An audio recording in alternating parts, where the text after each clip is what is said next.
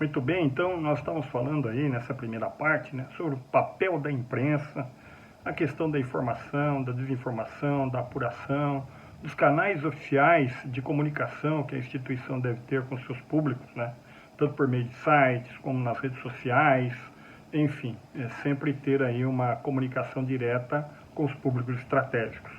Falamos das orientações de marketing, obviamente, né? Aquelas 4 orientações, as 2 primeiras de compra e venda, a terceira o cliente em primeiro lugar, e a quarta e a mais importante, que é a questão do relacionamento que nós devemos manter com o nosso cliente, com o cidadão. E aí vem, né, a definição da associação de marketing, né, que fala o que é marketing. Marketing, portanto, aqui é um processo que facilita a troca de valores, podendo ser produtos ou serviços entre um comprador e um vendedor, e aí que é o mais importante, em que o primeiro busca satisfazer suas necessidades e seus desejos, e o segundo, as suas metas organizacionais, onde a instituição se encontra. Então, a gente traz esse conceito de marketing, né, para trabalharmos da melhor forma possível com os nossos públicos, porque na realidade nós temos metas organizacionais que é levar segurança com credibilidade, segurança pública de credibilidade aos cidadãos.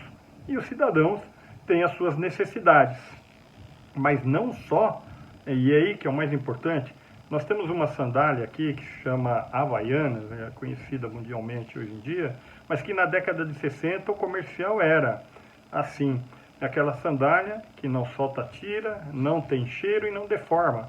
E são aspectos meramente funcionais, né? Hoje em dia, esse produto está totalmente revolucionado, né? Ele teve uma taxa de sobrevida muito grande e começou-se a priorizar não só esses aspectos de mera necessidade de uma sandália, mas sim enaltecendo um estilo de vida, enaltecendo aí uma forma de ser, né? Então, essas sandálias aqui no Brasil deixou de ser meramente um produto de necessidade, passando a ser um produto de desejo, né? De aspiração. Obviamente que a gente traz esses conceitos aí do mercado para trazer aqui para a nossa instituição. Ou seja, nós temos que fazer com que o cidadão tenha aspiração, tenha desejo, tenha afinidade com uma organização tão importante quanto a Polícia Nacional de Angola. Vamos continuar aqui um pouquinho falando sobre os momentos da verdade, né? O que são esses momentos da verdade, de que forma que nós podemos trabalhar da melhor forma possível com os momentos da verdade. Deixa eu só me localizar aqui. Tá, ótimo. Então tá aqui, eu gostaria só de citar aqui para vocês o que são momentos da verdade, né? O momento da verdade, antes de mais nada, está diretamente relacionado a um serviço. O que é o serviço, senão um bem intangível, diferentemente de um bem tangível, de um carro, de um apartamento, de um caderno, de uma caneta, onde a gente consegue materializar, né, e comercializar esse produto. Portanto, todo o processo de qualidade desse bem tangível está antes do encaminhamento para o consumidor final. Já os serviços, a qualidade, o desempenho, ele é praticamente desenvolvido junto com o cliente, junto com o cidadão. E aí que está um aspecto fundamental que, antes de nós falarmos do momento da verdade, é importante que nós venhamos a falar do momento crítico, né? O que é um momento da verdade crítico? É tudo aquilo que sensibiliza a percepção e a sensação do cliente dentro de um determinado estabelecimento, em um hospital, em uma escola. Então, a qualidade dos funcionários, o treinamento dos funcionários, toda a parte física que gera uma experiência para o cliente é de fundamental importância. Então, a recepção, o local onde uma ocorrência é desenvolvida, dentro, por exemplo, de uma sala de espera de um hospital, dentro de uma sala de espera de um hotel, né? Tudo isso daí gera uma experiência que é fundamental para que o cidadão desenvolva a sua percepção e a sua formação de opinião sobre isso. Dentro do meu trabalho de doutorado, nas pesquisas que eu fiz, uma das questões fundamentais que foram identificadas na pesquisa, no local da realização da ocorrência, foi a desatenção do funcionário, né, do policial, para com aquele cidadão que está necessitado ali para fazer uma determinada ocorrência, né? Então, daí a importância de chamar o cidadão pelo nome, no momento da realização da ocorrência. Tudo isso daí faz diferença porque as pessoas se sentem prestigiadas, né? Se sentem acolhidas, se sentem inseridas e protegidas, né? Porque no momento da realização de uma ocorrência, o cidadão já está totalmente vulnerável, sensível, em função de uma série de situações, né, que ocorreram preteriamente no passado para que houvesse o chamamento da polícia. Então, quando a gente fala de momento da verdade, independentemente desses momentos, desses pontos críticos, né, por exemplo, volto a reafirmar, você vai numa padaria que uma que tem estacionamento e uma que não tem, obviamente que o cliente vai priorizar aquela que tem estacionamento, se tiver de carro.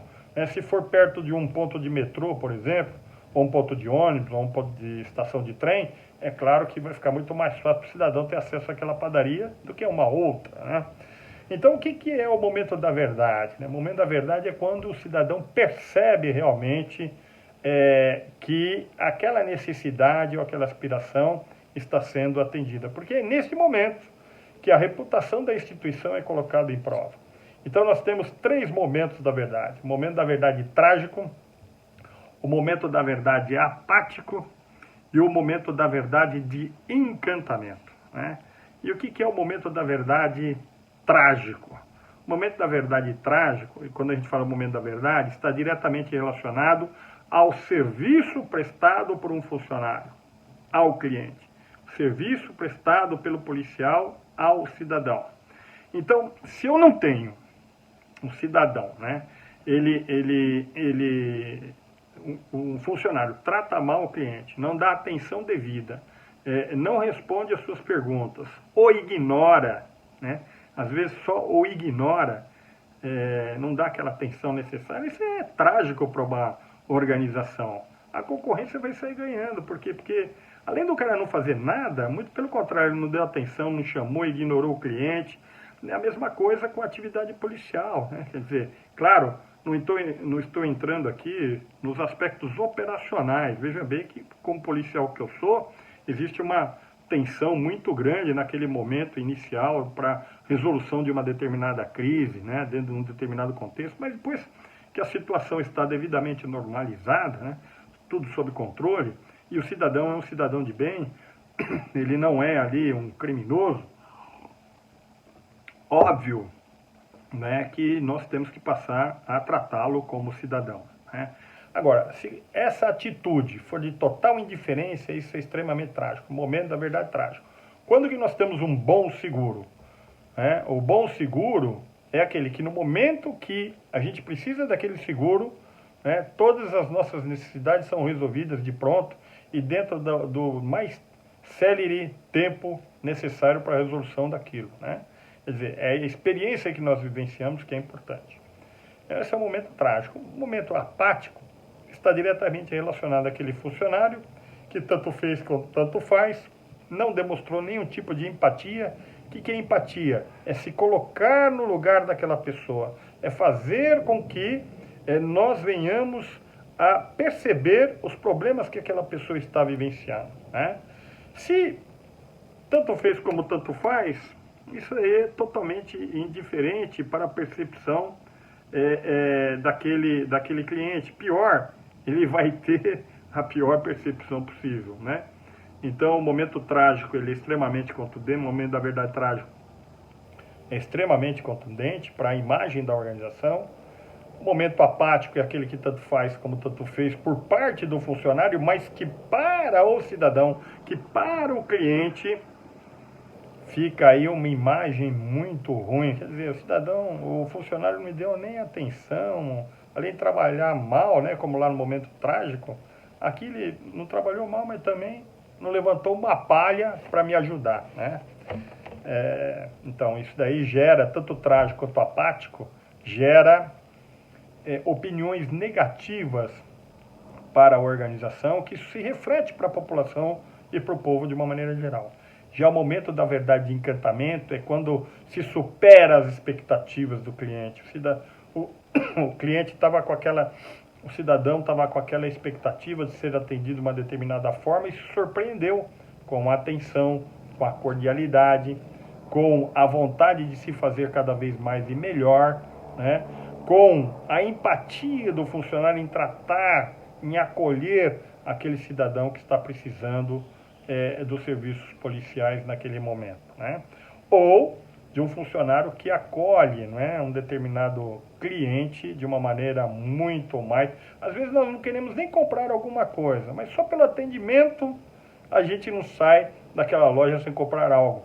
Isso é o momento da verdade de encantamento, né? Que é aquilo que nós temos que buscar sempre, com meio de tratamento e treinamento dos nossos funcionários. Agora vamos falar um pouquinho sobre a imprensa, né? Demos aqui um panorama, falamos um pouquinho de marketing, no momento da verdade. Tudo isso aí está diretamente relacionado à atividade do profissional, né, de porta-voz dentro da instituição. E é claro que nós devemos conhecer e saber como que a imprensa trabalha. Nós já falamos ali o papel da imprensa, mas como que é montado, qual é a estrutura de uma redação, né, jornalística, né, de um veículo de comunicação. Ora, como em qualquer organização também é uma hierarquia, né? E nós temos aí hierarquia dentro de uma redação, né, de um veículo de imprensa, seja ele de televisão, de rádio, impresso ou de mídias digitais, né, do jornal online, como nós dizemos, né? Então começa, obviamente, com o estagiário, né, com o escuta, aquele funcionário que está começando agora, que aqui no Brasil nós chamamos de foca, que é aquele que acabou de fazer a faculdade de jornalismo, está lá trabalhando, sentindo como é que é o drama nas redações, né? Então, o estagiário já começa ali na escuta, né? Escuta, acompanhando as notícias nos diversos veículos de comunicação, nos rádios, no jornal, nos principais horários nobres da televisão, né, acompanhando as notícias do rádio, para saber realmente o que se pode buscar e quais as informações que se tem que buscar, o que está, digamos assim, pipocando, né, que está explodindo em termos de notícia, né, levantamentos iniciais. Depois nós temos aí a apuração propriamente dita, que nós temos lá um responsável por apurar aquele dado, aquela informação inicial para saber se é verdade, se não é, se procede, se não procede, para que o repórter ou o jornalista ou o veículo de comunicação não entre no que nós chamamos de barrigada, né? Ou seja, um veículo dá uma notícia errada de grande audiência e os demais vão a reboque, né? Em busca da audiência, não apura aquela informação, vai a reboque daquela notícia que não foi devidamente apurada. Isso é o que nós chamamos de barrigada, né?